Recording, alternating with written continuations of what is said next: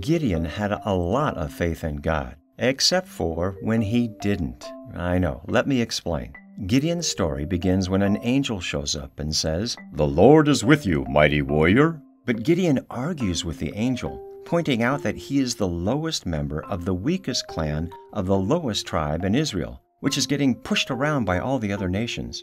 Gideon didn't have much faith. But when God told him to destroy his village's altars, Gideon stepped up in faith and did it. Then, when God told Gideon to lead an army, Gideon was unsure. He tested God by setting out a fleece and saying, "God, if you're really with me, make the fleece wet and the ground dry in the morning." When God did what Gideon asked, Gideon said, "Okay now, God, if you're really with me, make the ground wet and the fleece dry in the morning." God did what he asked, but this was another low point for Gideon's faith. After that, Gideon obeyed God by reducing his army from 32,000 soldiers to only 300 just before going into battle.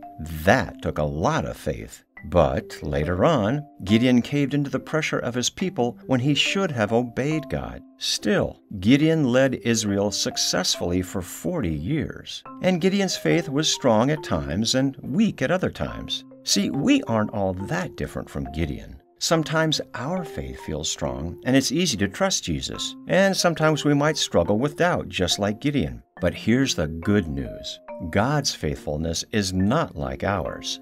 Jesus is always faithful. And here's more good news. God can work through our weaknesses. In 2 Corinthians 12:19, God says, "My power is made perfect in your weakness."